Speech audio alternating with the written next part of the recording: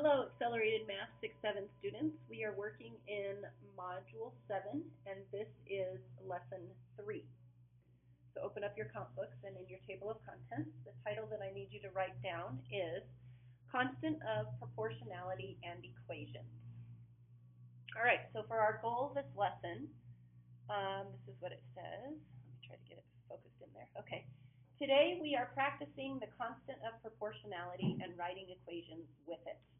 The question that I want you to be thinking about during this lesson is, what is a way to organize the information to find the constant of proportionality? Okay. So one of the best things that we have to figure out is, number one, what is a constant of proportionality? And then another one is, how do we organize our information so that we know how to find it no matter where it is? So the first thing that I need to tell you is the constant of proportionality is the amount that happens every time you change a number or you change a value. So remember yesterday when we were talking in the lesson and I said that x must be changed in order to get y, okay? And so we talked about what that change was, and the name of that change is rate of change. Well, the thing that I want you to be thinking about it when you're talking about proportional relationships, the constant of proportionality is that rate of change, okay? And so in other words, when they're asking what is a way to organize information to find the constant of proportionality, the constant of proportionality is the unit rate. It is the constant change of the relationship, okay? And so that's the first thing that I want you to be clear on. Things to know and getting organized. One of the ways that I have found very, very helpful for me trying to figure out what the constant rate of change is or the constant of proportionality is to organize information in a table. Because once you can have a specific slot for each thing, then you know how to find it. So for example, if we have this table, you can look at this table right here, and the table is divided into 3 sections on the top and then 1 section on the bottom. And if you read the headings, it helps you. So you're going to take the table, then you're going to find the unit rate, then you're going to find the constant of proportionality, and then you're going to find the meaning of the constant of proportionality. Okay, so to give you an example of what this would look like is, let's say that we had a table. Remember, the x is the independent, the y is the dependent.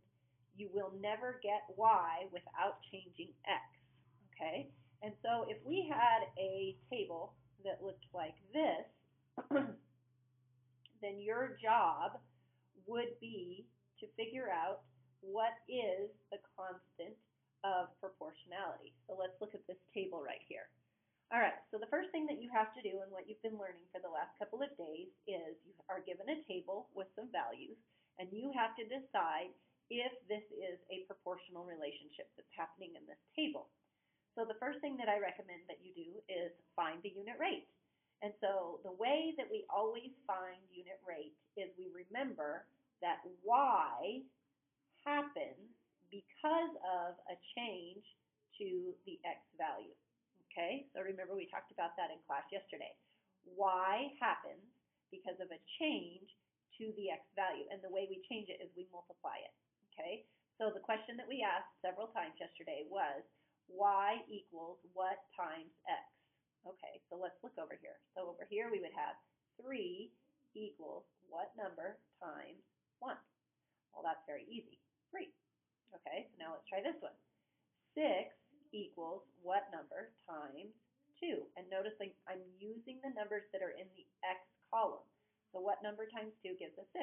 Oh, 3. Okay. 9 equals some number times 3. What number times 3 gives you 9? 3. Good. Y, which was 12, equals what number times 4? What number times 4 equals 12? 3 again. And then 15 equals what number times 5? And the answer is 3 again.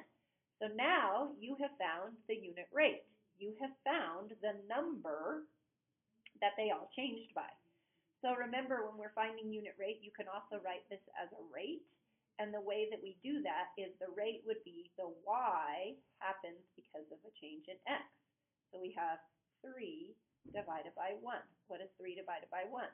3.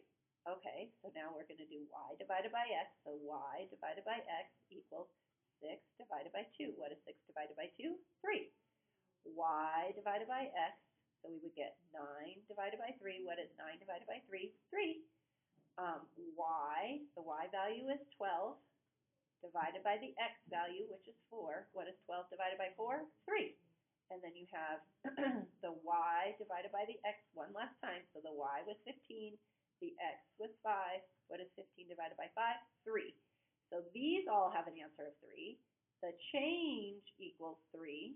So what do you think the unit rate is? The unit rate for this one has to be, the unit rate would be 3 over 1, which is the same thing as 3. Okay?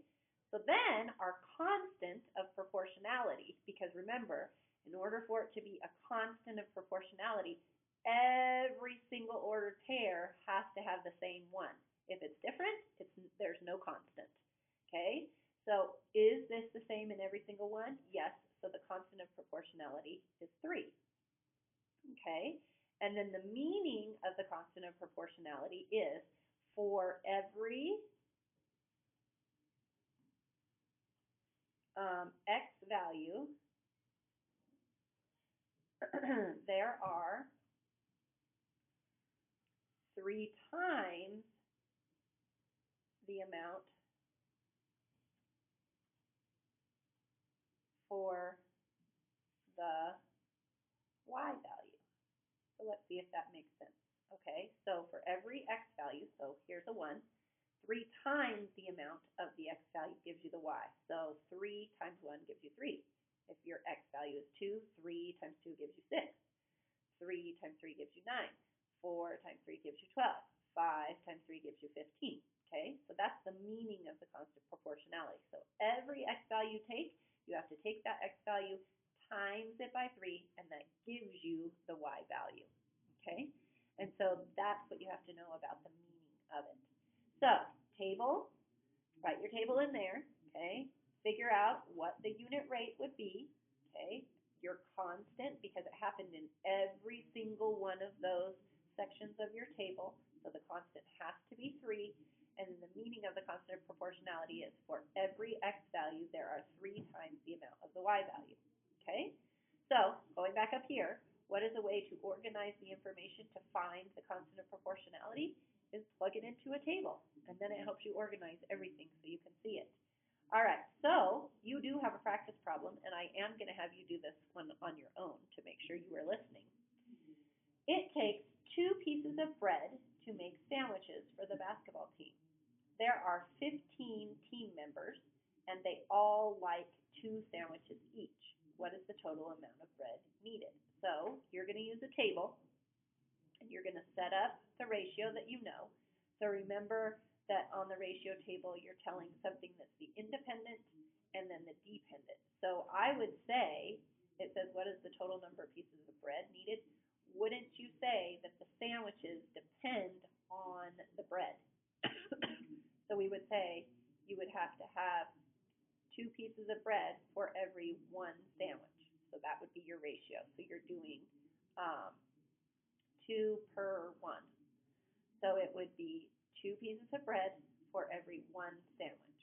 Does that make sense? So in your table, your bread is going to be there, whether it's in sandwich form or not, because sometimes you eat it as toast.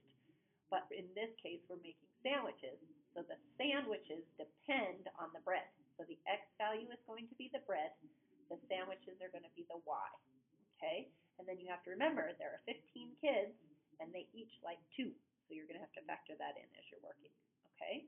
So try to set up the table, see what you come up with, and then we'll talk about it in class tomorrow. All right, your goal for today was, today we are practicing the constant of proportionality and writing equations with it. Okay, the equation that we're talking about was this one right here. Okay, y is the result of something times x, a change in x. So that's what you're going to come out with. Okay?